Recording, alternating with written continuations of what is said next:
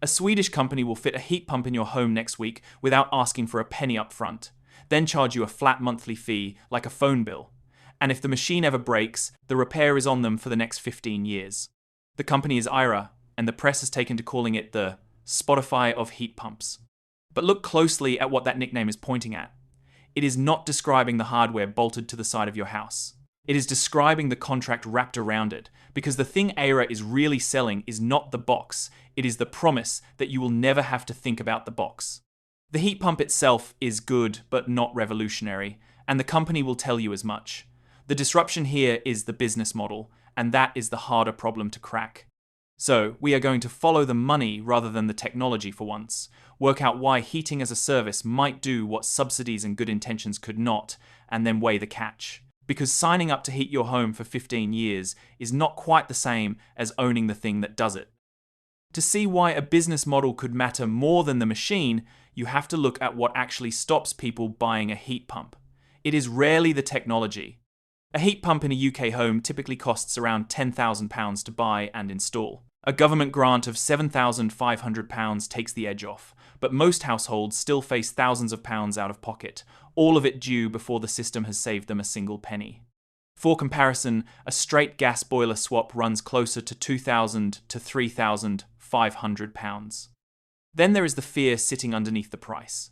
A heat pump is an unfamiliar machine with a compressor, a refrigerant loop, and a digital brain.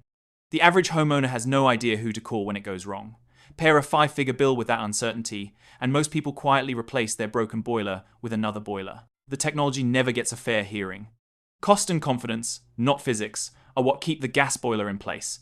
That is the gap IRA was built to close. The company was founded in 2022 by Vargas, a Swedish investment firm with an unusual track record. The same group launched the battery maker Northvolt and the green steel maker H2 Green Steel, so building heavy industry from scratch is the house specialty. With IRA, they pointed that machine at the boiler in your airing cupboard. Their answer borrows its shape from streaming. Instead of selling you a heat pump, IRA installs one for nothing down and charges a fixed monthly subscription, starting at around £75 a month in the UK. That payment folds in the home survey, the installation, the removal of your old boiler, and every service call afterward. Sitting on top of it all is the part that does the real work. It is a 15-year promise IRA calls the comfort guarantee.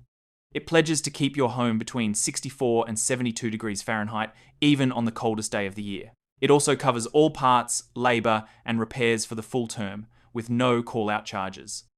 If the unit underperforms or fails, fixing it is IRA's problem, not yours. The guarantee even transfers to the new owner if you sell the house, so the system never becomes a liability hanging over a sale. To stand behind a promise like that for 15 years, IRA had to control the hardware. That is why it does not buy heat pumps from anyone else. It makes its own, at a factory in Wrocław, Poland, on a site that used to build Volvo buses.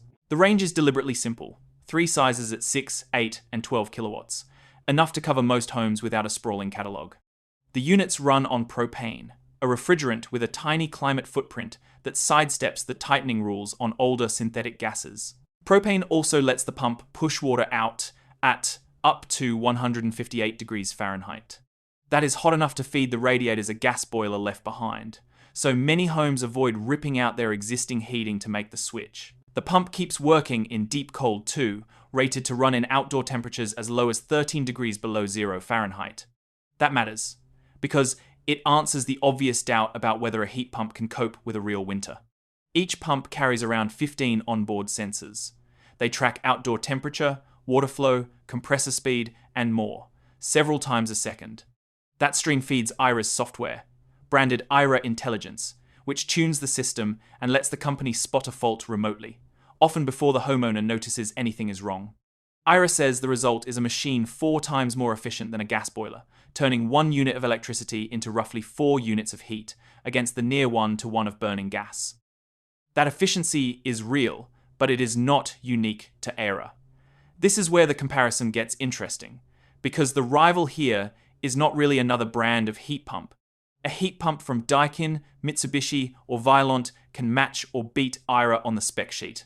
Buy one of those outright and you own a perfectly good machine. The catch is everything around it. You source an installer yourself, You hope they size the system correctly, and when the warranty runs out at 7 or 8 years, every fault and service call lands back on you. The hardware is solved. The experience is fragmented. Aira's pitch is to swallow that whole fragmented experience and hand you one bill. You give up outright ownership and you commit to years of payments. In exchange, the sizing, the install, the servicing, and the risk of a breakdown all become someone else's job. Seen that way, the closest comparison is not a better appliance. It is the difference between owning a car and leasing one with full maintenance thrown in. There is also the cheap option, which is to do nothing and fit another gas boiler for a couple of £1,000s. It is the path of least resistance, and for now, it is often the cheaper one too. But it locks in another decade or more of burning gas. As carbon costs climb and the grid cleans up, that short-term saving starts to look like a bet against the direction everything is moving. The reason a model like this is landing now comes down to a stark gap between what governments have promised and what is actually happening on the ground. The UK has set a target of 600,000 heat pump installations a year by 2028. In 2024, it managed around 100,000, a record for the industry, but still a fraction of the goal. Across Europe, the picture rhymes, with around 130 million fossil fuel boilers still running and residential heating responsible for about 10% of the continent's total carbon emissions. The rules are now tightening to force the change. Since the start of 2025, EU governments can no longer offer subsidies for new standalone fossil fuel boilers. The bloc is also working toward phasing them out of sale entirely later this decade, with a full exit targeted by 2040. The slow nudge of incentives is becoming a hard deadline, and that reshapes the math for every household replacing a boiler. The barrier has never been the hardware, which has worked reliably in Scandinavia for decades. In Sweden, heat pumps heat most homes, while in the UK, they sit in roughly 1% of them. What has been missing is a way to get the technology over the upfront cost wall fast enough to matter. That is precisely the wall a subscription removes. The money has noticed. Aira has raised well over €500 million across equity and debt, including financing built specifically to fund installations. That lets it cover the upfront cost of a heat pump and recover it slowly through your monthly fee. It is the financial engine that makes nothing down possible, and it only works at the scale the climate targets now demand. For all that, this model has real ground to cover, and the first challenge is the flip side of its biggest selling point. A 15-year guarantee is only worth as much as the company standing behind it. Aira was founded in 2022, so its promises stretch far beyond its own track record. The wider sector has shown how badly this can go.